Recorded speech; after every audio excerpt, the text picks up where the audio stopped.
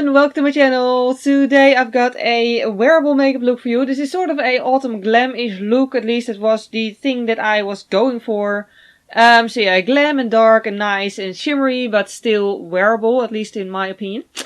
Yeah, basically I just really also wanted to do more of a chatty video. I really wanted to just chat and talk, and this sort of look. Hello camera, why am I not in focus? Weird thing.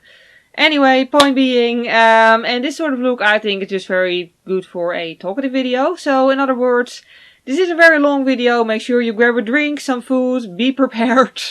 We're gonna be here for a while. If you want to see more tutorials, by the way, you can always subscribe to my channel. I do 2 tutorials per week and also 1 different video each week. Also, if you want to see pictures of makeup and also of my daily life, you can also follow me on Instagram. I'll put my name down below here for a moment. And now let's hurry up and get started. Thought I'd just show you the complete process today. So I'm starting off with a primer. I'm using a pore filling primer. This is a rather cheap one by Catrice. I don't feel like it works miracles, but it does do the job pretty well. So I always like to press it in with a beauty blender just to make sure that it actually really fills up the pores. I just wanted to use the lens thingy for my camera to close the lid. Doesn't work. Anyway, now I'm just primeing my eyelids. Oh, and also I wanted to mention, obviously, like I never really show that in a makeup video because it would just be way too long. But I do always use skincare before applying any kind of foundation, including the primer. So the primer is not skincare. The primer is literally just primer, just makeup. Of course, I do skincare for my skin type. Doesn't matter what kind of skincare you do. Just, you know, always do your skincare routine before applying makeup. It's just going to really help the result to look a lot better, especially up close. Okay, I'm just going to pull you closer and then we can really get started. I just thought I'd challenge myself today and do a sort of glam autumn look with a summer palette. This is the Anastasia Beverly Hills Riviera palette. You gotta challenge yourself in life sometimes. So yeah, I'm starting off with the transition shade. So shade a little bit darker than my skin. In the crease, we'll set the actual primer and also just to make blending easier in a moment.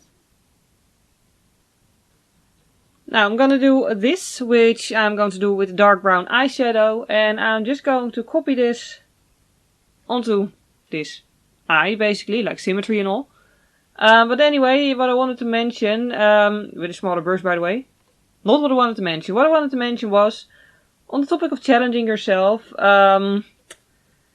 if you've been following me for a few weeks at least, then you know, because I said so in another video, can't remember which one, but still, that I'm going to go to an Alice Cooper concert soon with my dad, next Wednesday actually, when I'm filming this, which will be a couple of weeks ago when you see this. But I actually ended up going to a concert already yesterday as well, by Tipo. I have no idea how to pronounce it, but it's a band from the 80s. And they just, you know, like quite recently, a few years back I think, became active again. And yeah, it was a bit of a funny thing really. I was listening to their music on my phone because I like their music, obviously. And then I decided to look up if they still exist. They do. And then I decided to look up if they still play live, and it turned out they do still play live. And one of those dates was Saturday evening, literally the Saturday after the Friday night that I was looking it up. That's when they were playing live. So I was like, do I want to go there? Yes, I want to go there. So immediately I bought tickets to go to my first concert ever the night after. Sometimes you just gotta take a plunge. But anyway, I'm glad I did. It was really fun. Like, it was quite a small venue, so, you know, it was cozy and it wasn't too big that I got lost easily. I did get lost about 5 times on my way there with the car, but that's another story. I'm like horrific with directions of any sorts, even with navigation on, like it's a talent. But anyway, like I think it's really fun to go to a concert alone too, just because you can really focus on the music, especially if it's music that not a lot of people you know also very much enjoy, and yeah, it was just a lot of fun. Just gonna do a quick brow bone highlight now with a matte white shade.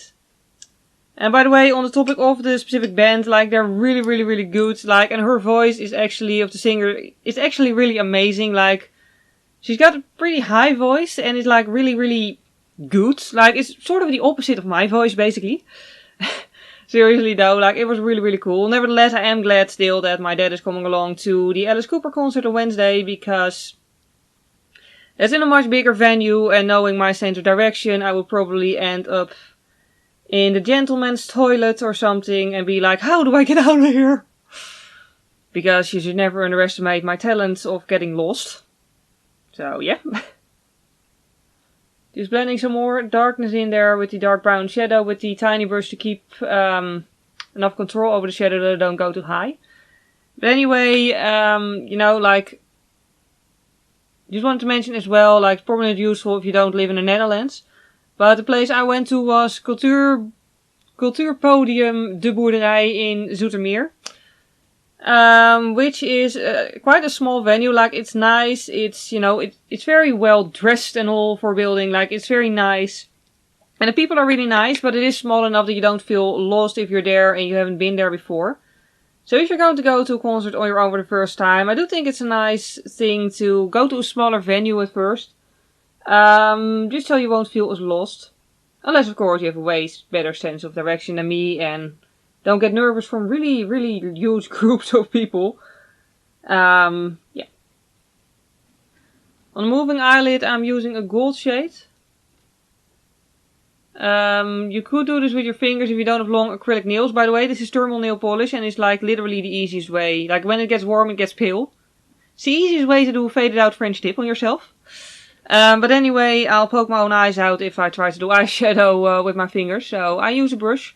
But also, I think the edge of the brush is pretty useful to sort of make, not really a cut crease, I don't want to do a cut crease, but to just make a nice edge there where the shimmer ends. To make the border between those colors a little bit more neat, I'm just going to blend a dark brown shimmer between them with a fluffy blending brush again. I think I want it to look a little bit more dramatic, so I'm going to use an eyeliner as well.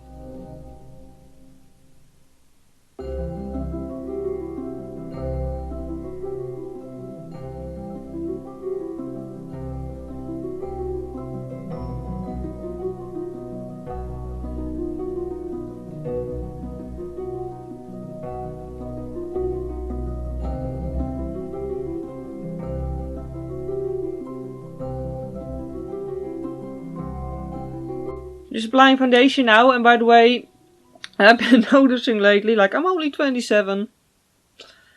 But my eyeliner really doesn't look as, like from up close, it doesn't really look as neat anymore as it used to. Just because I have lines next to my eyes as well now. Or maybe it's just because I was in bed late yesterday. Let's hope it's just that.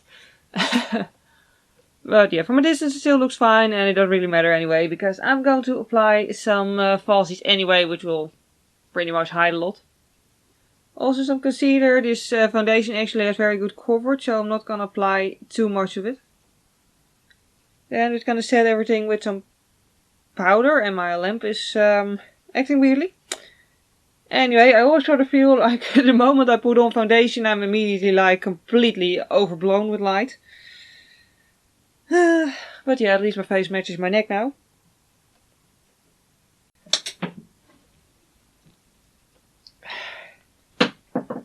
Jesus. For the under eye area, I'm going to keep it very simple. I'm going to use a pencil brush and... Why is my eyeball red? I don't know.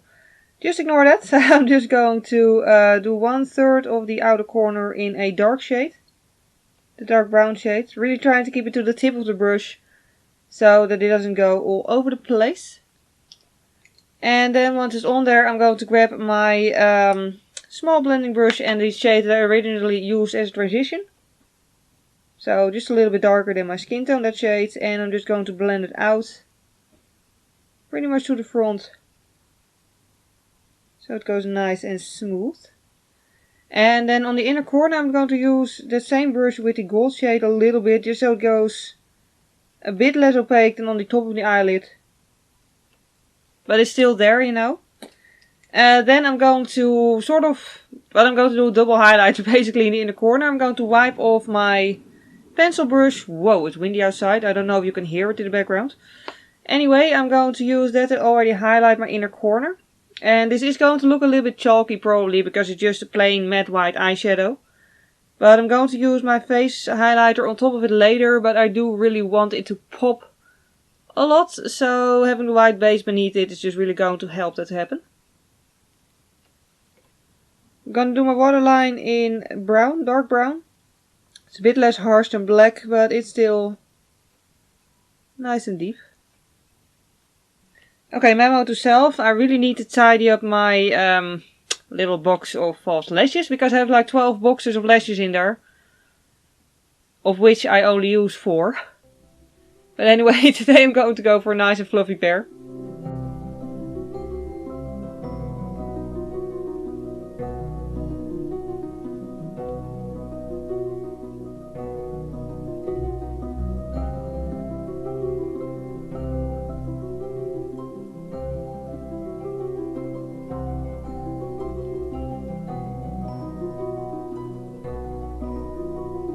Okay, sometimes you apply falsies and it's like immediate perfection. Sometimes you apply falsies and it's like miraculously difficult and it just won't work.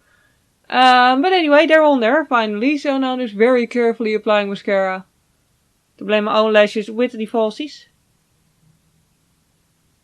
Now that's finally on there. I'm just going to contour real quick, and I mean quick as in I'm going to show very little of it, because I feel like this video is probably already 5 hours long at this point, so yeah. Be right done. Highlighter, like I said, I'm going to apply, well, obviously as a highlighter, but also in my inner corners.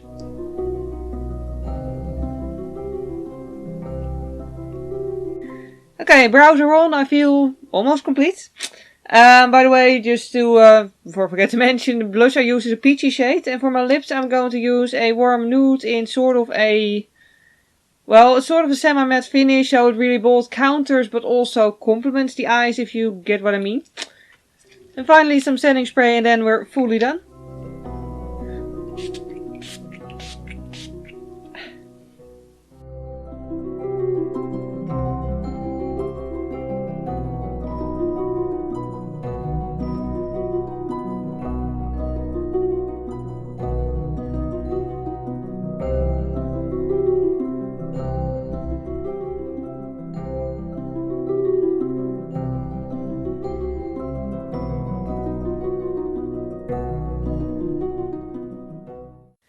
And we're left with the final results. Yeah, as always, I really hope you enjoyed this video. And if you did enjoy it, please click the like button. It would really help me out. Also, as always, the entire list of products I use will be below the video in the description. And of course, you don't need to use the exact same products I did. That's just what I used. Other than that, thank you very much for watching this video. I hope you have a wonderful day. And I hope to see you next time. Bye!